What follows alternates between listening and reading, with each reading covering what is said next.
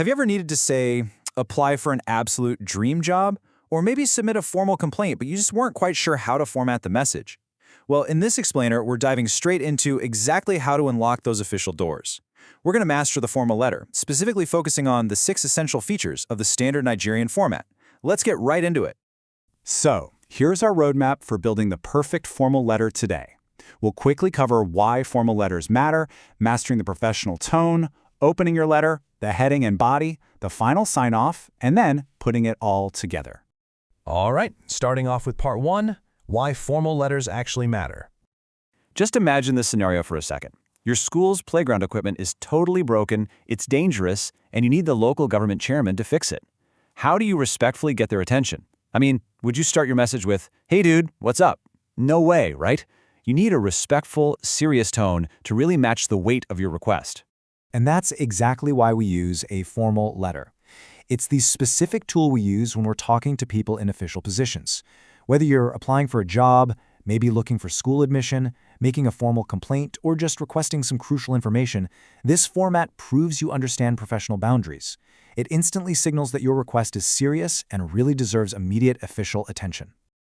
Moving right along to part 2, let's talk about mastering that professional tone. Now, to nail that professional tone, you've got to entirely abandon casual language. First off, this means avoiding slang completely, obviously, right? But it also means 0 contractions. So instead of writing can't, you really must spell out the whole word cannot. Instead of won't, you write will not. It seems like a tiny detail, but this small shift instantly makes your writing feel so much more authoritative and polished. Okay, part 3, opening your formal letter. Let's start looking at the actual page itself. So, let's look at the very first 2 of our 6 essential features. Number 1, the 2 addresses. Up on the top right of your page goes the sender's address. That's your address. Then feature number 2 is the formal date, and that sits directly below your address right over there on the right side. Now, on the left side of the page, you place the receiver's address. And remember, this must include the person's name or their official title, like the head teacher, followed by their location. Let's keep moving down the page to part 4, the heading and the body. Working our way down, we hit feature number 3, which is the salutation. You absolutely must use a formal greeting here, like Dear Sir or Dear Madam. And a quick pro tip, in formal writing, first names are never used.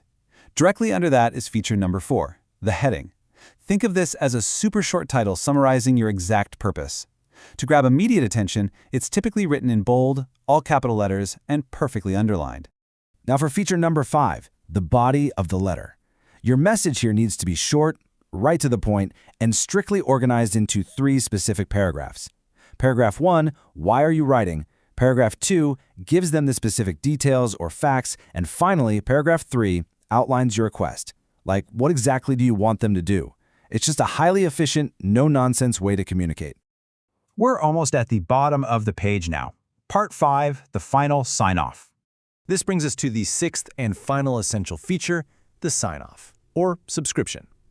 Every standard formal Nigerian letter absolutely must end with the exact closing phrase, yours faithfully. You follow up this phrase with your handwritten signature, and finally, your full name printed clearly right below it. That's it. That seals the document. All right, part 6, let's step back and put it all together.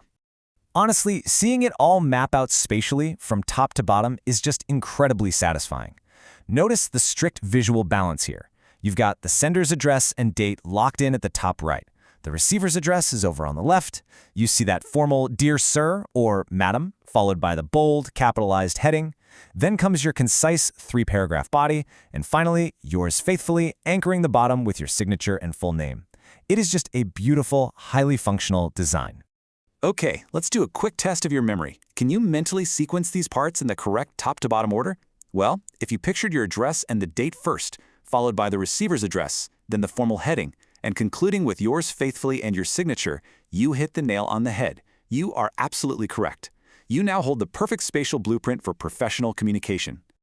So you've mastered the toolkit. You understand the true power of a professional tone, avoiding slang and contractions, and you know the exact spatial layout of those 6 essential features. The ability to clearly, effectively, and officially ask for exactly what you need is completely in your hands now. So look around you. What official door are you going to unlock next?